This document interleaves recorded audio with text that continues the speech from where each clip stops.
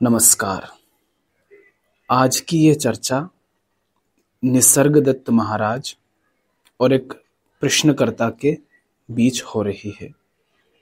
प्रश्नकर्ता के सवाल चेतना के उस तल से आ रहे हैं जिस तल पर एक आम इंसान जीता है, और महाराज बोध के उस तल से बोल रहे हैं जहां पर आम इंसान की जिंदगी में जो कुछ भी मुद्दे हैं वे सब अर्थहीन हो जाते हैं, जिनका कोई अस्तित्व नहीं रहता।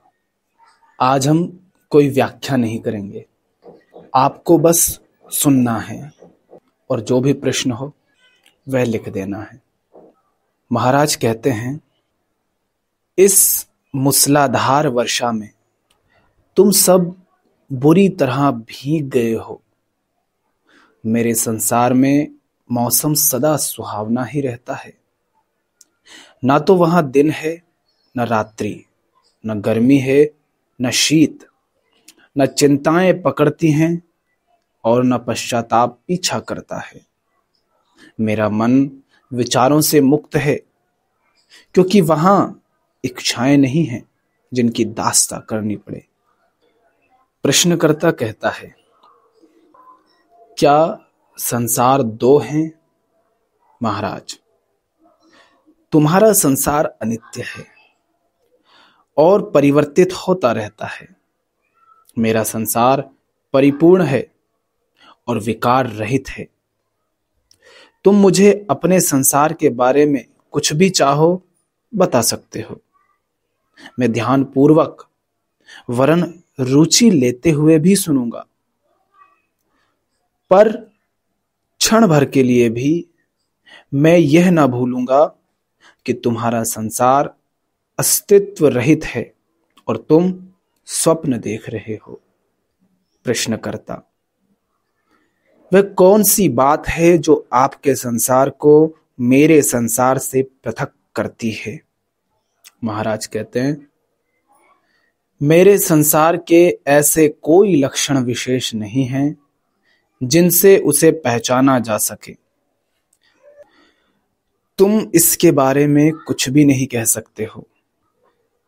मेरा संसार मैं स्वयं हूं। यह संपूर्ण और परिपूर्ण है। इसमें अंकित हो रहा प्रत्येक चिन्ह मिटा दिया जाता है और प्रत्येक अनुभव का निरसन कर दिया जाता है। मुझे किसी भी वस्तु की आवश्यकता नहीं, यहां तक कि स्वयं अपने आप की भी नहीं, क्योंकि अपने आप को मैं खो ही नहीं सकता। प्रश्नकर्ता कहता है, क्या ईश्वर की भी आवश्यकता नहीं?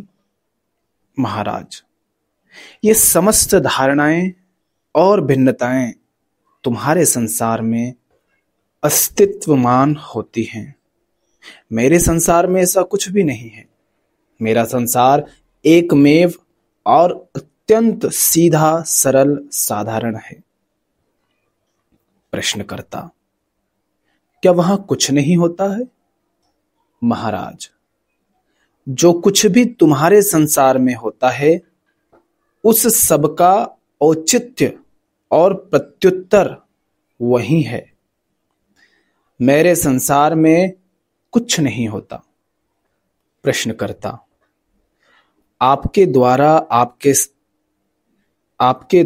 आपके अपने संसार की अनुभूति किए जाने से यही प्रमाणित होता है कि प्रत्येक अनुभव में द्वैत निहित होता है। महाराज, शाब्दिक रूप से तुम्हारी बात सही है, परंतु तुम्हारे शब्द मुझ तक नहीं पहुंचते। मेरा संसार निःशब्द है। तुम्हारे संसार में अन्न कहे का अस्तित्व नहीं है।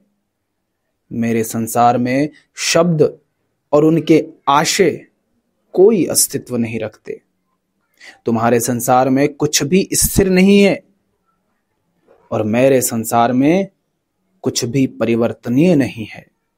मेरा संसार वास्तविक है, जबकि तुम्हारा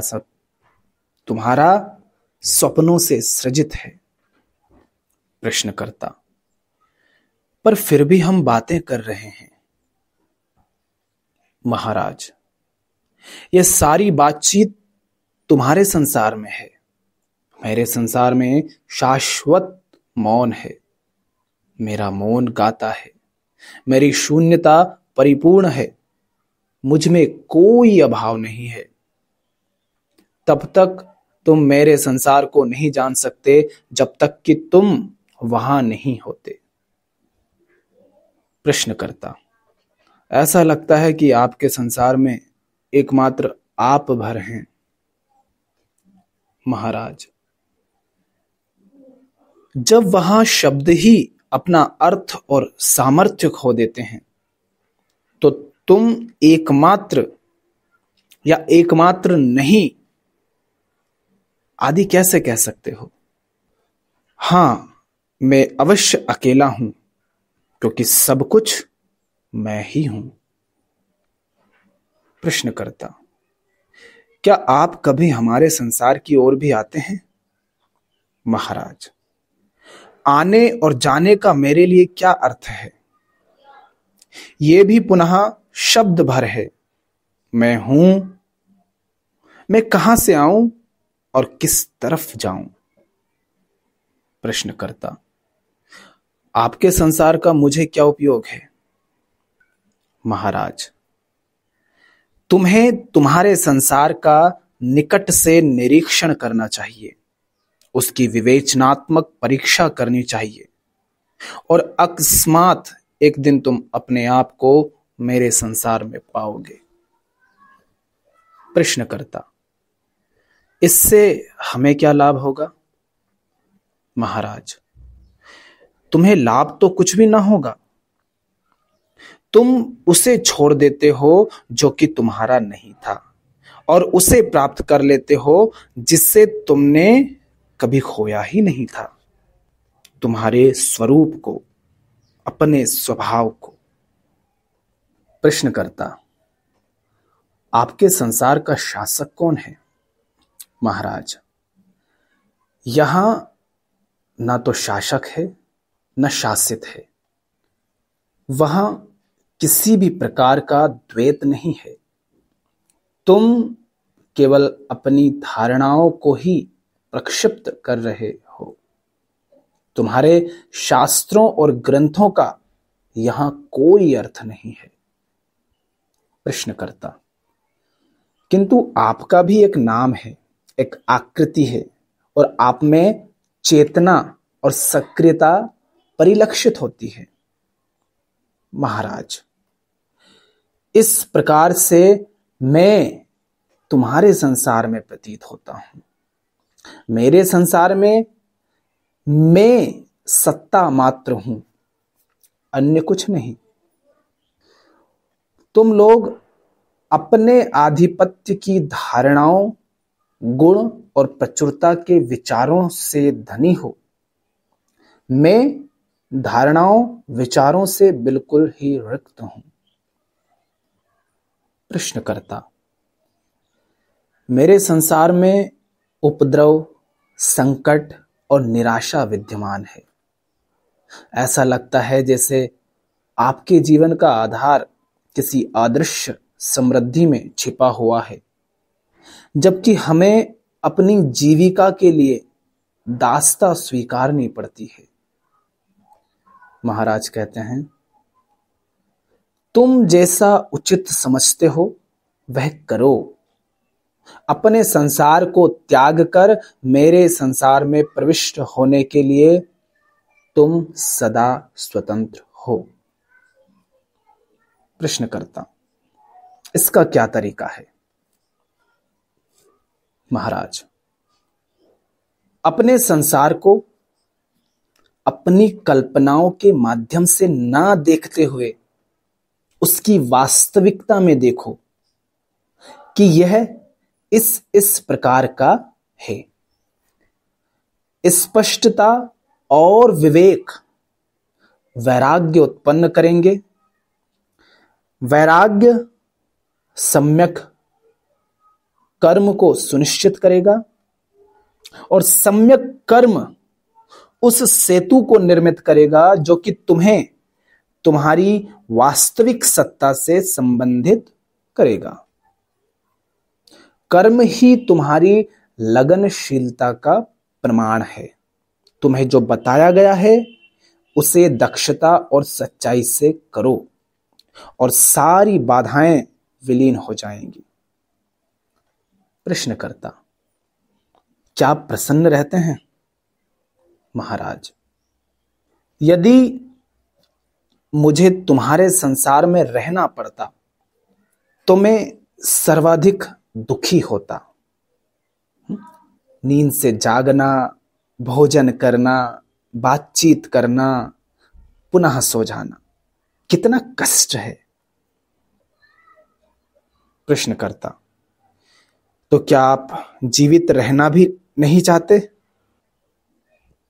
महाराज, जीवित रहना, मर जाना, ये कितने निरर्थक शब्द हैं। जब तुम मुझे जीवित देखते हो तब मैं मृत होता हूं। जब तुम मुझे मृत समझते हो मैं जीवित होता हूं। तुम कितने अधिक उलझे हुए हो और भ्रमित हो।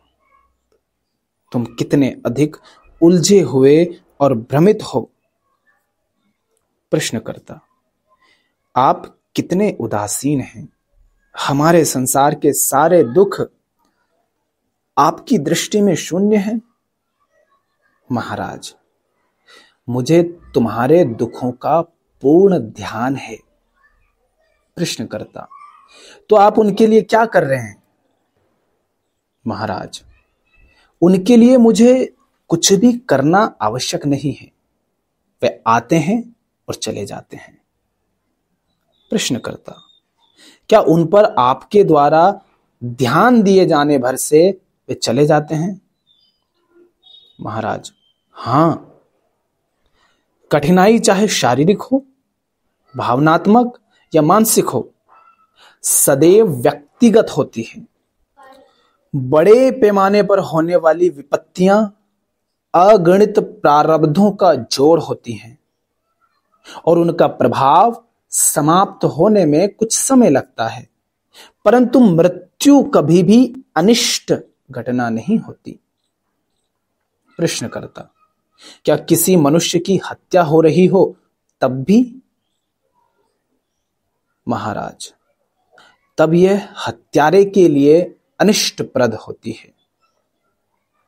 प्रश्नकर्ता, तो भी ऐसा प्रतीत होता है कि दो संसार हैं, मेरा और आपका। महाराज, मेरा संसार वास्तविक है, तुम्हारा मनोगत। प्रश्नकर्ता कहता है, कल्पना करें किसी चट्टान में एक खोखला गड्ढा है जिसका मुंह अत्यंत संकीर्ण है। उसमें एक मेंढक रहता है। मेंढक अपना जीवन परिपूर्ण आनंद में, बिना किसी के द्वारा बाधित किए, बिना इधर उधर अपने मन को दौड़ाए बिता सकता है। चट्टान के बाहर संसार अपनी गति से चल रहा है। यदि उस मेंढक को बाह्य संसार के बारे में बताया जाए तो वे कहेगा, ऐसी कोई वस्तु कहीं नहीं है। मेरा संसार शांति और आनंद से है, तुम्हारा संसार एक शब्द जाल भर है, इसका अस्तित्व नहीं। ऐसा ही आपके संबंध में है। जब आप हमें बतलाते हैं कि हमारे संसार का अस्तित्व ही नहीं है, तो बातचीत करने के लिए कोई समान आधार ही शेष नहीं रह जाता। या एक अन्य उदाहरण, मैं एक डॉक्टर के पास जाता हूं और पेट दर्द की शिकायत करता हूं। वह मेरी परीक्षा करता है और कहता है, तुम बिल्कुल स्वस्थ हो, परंतु मुझे दर्द हो रहा है। मैं कहता हूं, तुम्हारा दर्द मानसिक है। वह विश्वास दिलाता है, मैं कहता हूं मेरा दर्द मानसिक है, ये जानकर मुझे आराम नहीं मिल रहा है। मैं कहता हूं मेरा दर्द मानसिक है, यह जानकर मुझे आराम नहीं मिल रहा है। तुम एक डॉक्टर हो, मेरे दर्द से आराम दिलाओ। यदि तुम चिकित्सा नहीं कर सकते तो तुम डॉक्टर नहीं हो। महाराज कहते हैं, तुम बिल्कुल ठीक कह रहे हो, बिल्कुल ठीक है। प्रश्नकर्ता, आपने रेल मार्ग तो बना दिया, परंतु पुल ना होने से कोई ट्रेन वहां से गुजर नहीं सकती। पुल बनाइए। महाराज, पुल की आवश्यकता ही नहीं है।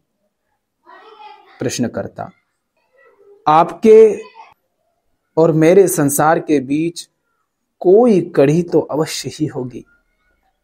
महाराज, एक वास्तविक संसार और एक काल्पनिक संसार के मध्य किसी कड़ी की आवश्यकता नहीं होती, क्योंकि वह संभव ही नहीं है। प्रश्नकर्ता, तो हमें क्या करना होगा? महाराज, अपने संसार की परख करो, इस परख में मन लगाओ, इसकी गहन पड़ताल करो, इसके बारे में प्रत्येक विचार की वैधता पर ध्यानपूर्वक प्रश्न उठाओ, इससे सहायता मिलेगी। प्रश्नकर्ता, जांच पड़ताल के लिए संसार बहुत बड़ा है। मैं केवल इतना जानता हूं कि मैं हूं, संसार है, संसार मुझे कष्ट देता है और मैं केवल इतना जानता हूं कि मैं हूं, संसार है, संसार मुझे कष्ट देता है और मैं संसार को। महाराज, मेरा अनुभव यह है कि सब कुछ परम आनंद है, परंतु आनंद की कामना पीड़ा का पूर्ण विश्व कामना के बीज से जन्मा है। सुख की कामना को त्याग दो और तुम यह जान भी ना पाओगे कि पीड़ा क्या वस्तु है। प्रश्नकर्ता, सुख पीड़ा का बीज कैसे है? महाराज, क्योंकि सुख पाने के लिए तुम अनेक पाप करते हो और पाप के फल हैं यंत्रणा और मृत्यु। प्रश्नकर्ता कहता है, आप कहते हैं कि संसार हमारे लिए कोई उपयोग नहीं, ये महाव्याधि ही है। मैं अनुभव करता हूं कि ऐसी बात नहीं है। ईश्वर ऐसा मूर्ख नहीं है। संसार मेरी दृष्टि में संभावनाओं को प्रत्यक्ष रूप देने का एक विशाल उद्यम है, जिसमें पदार्थ को जीवन में और अचेतन को परिपूर्ण चैतन्य में रूपांतरित किया जा रहा है। सर्वोच्च सत्ता का साक्षात्कार करने के लिए हमें विपरीतताओं से गुजरना पड़ता है। जैसे मंदिर बनाने के लिए हमें पत्थर और चूना रेत आदि के मिश्रण, लकड़ी और लोहा, शीशा और फर्शी आदि सब की आवश्यकता होती है। उसी प्रकार एक सामान्य मनुष्य से एक दिव्य ऋषि जीवन और मृत्यु के स्वामी बनने के लिए मनुष्य को सब प्रकार के अनुभवों की आवश्यकता होती है। जैसे कोई स्त्री बाजार जाती है, अनेक प्रकार की वस्तुएं खरीदती है, वापस घर आती है, भोजन बनाती है, रोटी पकाती है और अपने स्वामी को खिलाती है, उसी प्रकार हम अपने आप को जीवन रूपी अग्नि में अच्छी तरह से पकाते हैं और अपने स्वामी को खिलाते हैं। महाराज कहते हैं, ठीक है, यदि तुम ऐसा सोचते हो तो यही करो, अपने स्वामी को अवश्य खिलाओ। प्रश्नकर्ता कहता है, एक बच्चा स्कूल में जाकर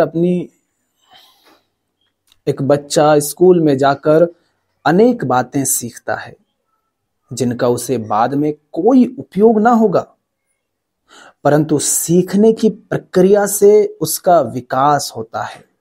इसी प्रकार हम असंख्य अनुभवों से गुजरते हैं और उन्हें भूल भी जाते हैं, पर इस बीच हम पूरे समय विकासरत रहते हैं। और ज्ञानी भी वास्तविकता के संदर्भ में देखा जाए तो एक अति मेधावी मनुष्य के अतिरिक्त और क्या होता है। मेरा यह संसार एक संयोग मात्र नहीं है, यह अर्थपूर्ण है और इसके मूल में कोई निश्चित प्रयोजन अवश्य है। मेरे ईश्वर की कोई योजना है। महाराज कहते हैं, यदि संसार ही मिथ्या है तो योजना और उसे रचने वाला भी मिथ्या ही है। प्रश्नकर्ता, आप फिर संसार को अस्वीकृत कर रहे हैं। हमारे बीच कोई सेतु नहीं है। महाराज, सेतु की कोई आवश्यकता नहीं है। तुम्हारी भूल तुम्हारे इस विश्वास में है कि तुम्हारा जन्म हुआ है। ना तो कभी तुम्हारा जन्म ही हुआ था और ना ही तुम कभी मरोगे, परंतु तुम्हारा विश्वास है कि तुम किसी निश्चित तिथि और स्थान पर जन्मे हो और कोई देह विशेष तुम्हारी अपनी देह है। प्रश्नकर्ता, संसार का अस्तित्व है, मैं हूं, ये स्पष्ट तथ्य है। महाराज, अपने आप पर ध्यान देने से पहले तुम संसार की चिंता क्यों करते हो? तुम संसार का उद्धार करना चाहते हो, है ना? क्या अपने स्वयं के उद्धार से पूर्व तुम संसार का उद्धार कर सकते हो? उद्धार किससे और उद्धार किए जाने का क्या आशय है? भ्रम से। उद्धार भ्रम से। वस्तुओं को यथार्थता में देखना ही मोक्ष है।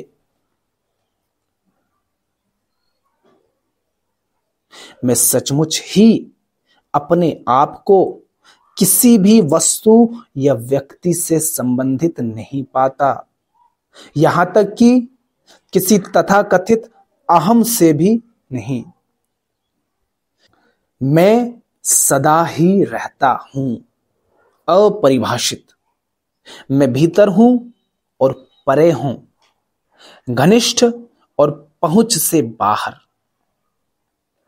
प्रश्नकर्ता, आप इस तक कैसे आए? महाराज कहते हैं, अपने गुरु में श्रद्धा रखकर। उन्होंने मुझे बताया, एकमात्र तुम ही हो। उन्होंने मुझे बताया, एकमात्र तुम ही हो। और मैंने उन पर अविश्वास नहीं किया। बस तब तक मैं इस पर चिंतन मनन करता रहा जब तक कि मुझे यह साक्षात प्रकट ना हो गया कि गुरु का कथन परम सत्य है। प्रश्नकर्ता, अर्थात पुनरावृत्ति से उत्पन्न निष्ठा? महाराज, नहीं, वरन आत्मबोध से उत्पन्न निष्ठा। मैंने जाना कि मैं परम चैतन और परम सुखी हूं और बस भूलवश ही सोचा करता था कि मेरा सच्चित आनंद होना देह और देहों से भरे संसार पर निर्भर वस्तु है। प्रश्नकर्ता कहता है, आप शिक्षित नहीं हैं। आपने कुछ विशेष अध्ययन नहीं किया है और जो कुछ भी आपने पढ़ा या सुना, संभवतः उसमें किसी प्रकार के कोई अंतर विरोध नहीं थे। मैं अत्यधिक शिक्षा संपन्न व्यक्ति हूं और मैंने बहुत अध्ययन किया है और मैंने पाया कि पुस्तकों और शिक्षकों में अंतहीन विरोधाभास है। अतएव मैं जो भी पढ़ता और सुनता हूं उसे अविश्वास पूर्वक ग्रहण करता हूं। अविश्वास पूर्वक ग्रहण करता हूं। संभवतः ऐसा हो, संभवतः ऐसा ना हो, यही मेरी प्रथम प्रतिक्रिया हुआ करती है। और चूंकि मेरा मन क्या सत्य है क्या नहीं इसका निर्णय करने में असमर्थ रहता है, अतः मैं अपने अविश्वासों सहित संशयग्रस्त बना रहता हूं। योग की दृष्टि से संशयग्रस्त मन अत्यंत हानि पहुंचाने वाली वस्तु है। महाराज कहते हैं, मैं ये सुनकर प्रसन्न हुआ, परंतु मेरे गुरु ने भी मुझे हर वस्तु पर पूर्ण अविश्वास करना ही सिखलाया। उन्होंने कहा, अपने अतिरिक्त प्रत्येक वस्तु के अस्तित्व को अस्वीकृत करो। अपनी कामना के माध्यम से तुमने सुखों और पीड़ाओं से भरा यह संसार बनाया है। प्रश्नकर्ता कहता है, क्या यह पीड़ापूर्ण होना अवश्यंभावी है? महाराज, और क्या हो सकता है? सुख स्वभाव ही से सीमित और मिट जाने वाला होता है। पीड़ा से इच्छा की उत्पत्ति होती है। पीड़ा में ही यह परितुष्टि खोजती है और असफलता युक्त पीड़ा में ही इसका अंत हो जाता है। पीड़ा ही समस्त सुख की पृष्ठभूमि है। सुख की समस्त खोज पीड़ा में जन्म लेती है और पीड़ा में समाप्त हो जाती है। प्रश्नकर्ता, आप जो कह रहे हैं वह मुझे स्पष्टतः समझ में आता है, परंतु जब कोई शारीरिक या मानसिक कठिनाई आ जाती है तब मेरा मन जड़ और विभ्रम युक्त हो जाता है अथवा राहत पाने के लिए तेजी से छटपटाता है। महाराज, इसका क्या महत्व है? यह मन ही तो है जो जड़ अथवा अशांत होता है, तुम नहीं। देखो, इस कमरे में अनेक प्रकार की बातें घटित हो रही हैं। जिन कारणों से वे घटित होती हैं उनमें क्या मेरा हाथ है? वे घटती हैं बस, वे घटती हैं बस। ऐसा ही तुम्हारे साथ भी है। प्रारब्ध की बही स्वतः खुलती है और पृष्ठ के बाद पृष्ठ खुलते बंद होते हुए अपरिहार्य को प्रत्यक्ष करते हैं। तुम घटनाओं के क्रम को परिवर्तित नहीं कर सकते, परंतु अपना दृष्टिकोण अवश्य परिवर्तित कर सकते हो। दूसरी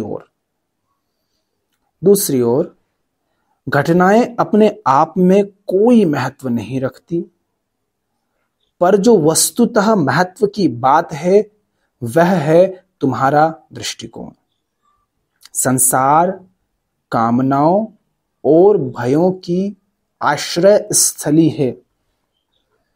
तुम्हें इसमें शांति नहीं प्राप्त हो सकती। शांति हेतु तुम्हें इसके पार जाना होगा। संसार का मूल कारण है आत्म प्रेम। संसार का मूल कारण है आत्म प्रेम। इसके कारण हम सुख खोजने और पीड़ा से बचने के प्रयत्न में लगे रहते हैं। यदि आत्म प्रेम का स्थान आत्मा की प्रीति को लेने दो तो परिदृश्य बदल जाता है। ब्रह्मा यानी सृष्टिकर्ता सारी कामनाओं का सकल योग है और संसार उन कामनाओं की पूर्ति का साधन। जीव जिस सुख की कामना करते हैं उसे चुनते और खरीदते हैं और उसका मूल्य अपने आंसुओं से चुकाते हैं। काल सारे हिसाब मिला देता है और इस प्रकार आत्मा के साम्य के नियम से सभी शासित हैं। प्रश्नकर्ता कहता है, एक महामानव होने से पूर्व मनुष्य होना आवश्यक होता है। एक महामानव होने से पूर्व मनुष्य होना आवश्यक होता है। मनुष्यत्व अनगिनत अनुभवों का परिणाम है। कामनाएं अनुभवों की ओर ले जाती हैं, अतः अपने समय और स्तर के अनुसार कामना भी ठीक ही है। महाराज कहते हैं, यह सब एक रूप में सत्य है, पर एक दिन ऐसा भी आता है जब तुम पर्याप्त संग्रह कर चुके होते हो और तुम्हें तब सृजन प्रारंभ कर देना चाहिए। उस समय उचित अनुचित को पृथक पृथक करना अर्थात विवेक और अनुचित का त्याग अर्थात वैराग्य अनिवार्यतः आवश्यक हो जाते हैं। हर वस्तु की परीक्षा की जानी चाहिए और अनावश्यक को निष्ठुरता पूर्वक नष्ट किया जाना चाहिए। तुम विश्वास रखो, अधिक विनाश करने की आवश्यकता न होगी, क्योंकि किसी भी वस्तु का कोई मूल्य नहीं है। गंभीरता पूर्वक उदासीन हो जाओ, केवल इतना भर पर्याप्त है।